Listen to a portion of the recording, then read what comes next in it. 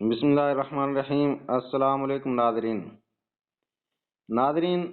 آپ دیکھ رہے ہیں نیاز احمد بلاگ اور میں ہوں نیاز احمد۔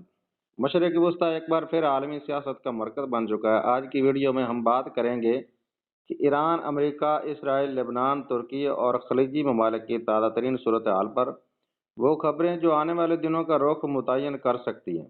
سب سے بڑی خبر، امریکہ نے فوجی طاقت میں اضافہ کر دیا ہے۔ ناظرین، امریکہ نے مڈل ایسٹ میں اپنی فوجی موجودگی مضبوط کر دی ہے۔ تازہ اطلاعات کے مطابق امریکی F-35 اسٹیلتھ لڑاکا طیارے مڈل ایسٹ کے قریب تعینات کر دیے گئے ہیں۔ یہ اقدام ایسے وقت میں کیا گیا ہے جب ایران اور امریکہ کے درمیان جوہری مذاکرات نازک مرحلے میں داخل ہو چکے ہیں۔ امریکی حکام کا کہنا ہے کہ یہ تعیناتی دفاعی نوعیت کی ہے، لیکن تجزیہ کاروں کے مطابق یہ ایران پر دباؤ بڑھانے کی حکمت عملی ہے۔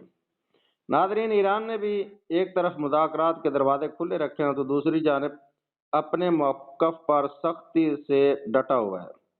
ایرانی قیادت کا کہنا ہے کہ جوہری افزودگی ایران کا خود مختار حق ہے، کسی بھی دباؤ یا دھمکی کے تحت فیصلہ نہیں کیا جائے گا۔ ذرائع کے مطابق عمان کے ذریعے پس پردہ سفارتی رابطے جاری ہیں، لیکن اب تک کسی بریک تھرو کا امکان نظر نہیں آ رہا۔ ناظرین، اس ساری صورتحال میں اسرائیل اس وقت پوری صورتحال کو دیکھ رہا ہے، خاموشی سے لیکن مکمل تیار نظر آ رہا ہے۔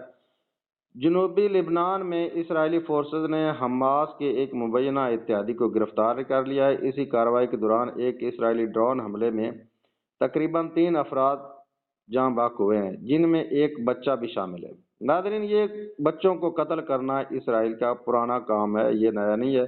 یہ واقعہ لبنان اور اسرائیل کے درمیان سرحدی کشیدگی میں اضافے کی علامت ہے۔ حزب اللہ اور اسرائیل کے درمیان تناؤ پہلے ہی بلند سطح پر ہے۔ ناظرین، لبنان اس وقت دوہری مشکلات کا شکار ہے۔ ایک طرف اسرائیل کے ساتھ سرحدی جھڑپیں، دوسری طرف شدید معاشی بحران، سیاسی عدم استحکام اور آنے والے عام انتخابات۔ لبنان میں کسی بھی بڑی عسکری کارروائی کے اثرات پورے خطے میں محسوس کیے جا سکتے ہیں۔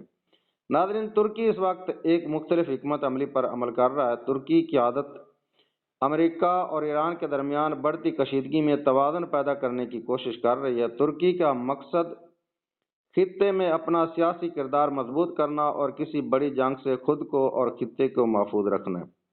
ناظرین، خلیجی ممالک کے درمیان بھی سفارتی سطح پر ہلچل دیکھی جا رہی ہے۔ تازہ رپورٹس کے مطابق متحدہ عرب امارات نے کچھ پرو اسرائیل گروپس کے ذریعے سعودی عرب پر سیاسی دباؤ ڈالنے کی کوشش کی ہے۔ یہ پیش رفت خلیجی اتحاد میں دراڑوں کی نشاندہی کرتی ہے اور خطے کی سیاست کو مزید پیچیدہ بنا رہی ہے۔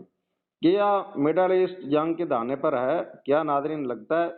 سب سے اہم سوال یہی ہے کہ کیا مڈل ایسٹ ایک نئی جنگ کی طرف بڑھ رہا ہے؟ تجزیہ کاروں کے مطابق فی الحال مکمل جنگ کا امکان کم ہے، لیکن غلط حساب یا ایک واقعہ پورے خطے کو جنگ میں دھکیل سکتا ہے۔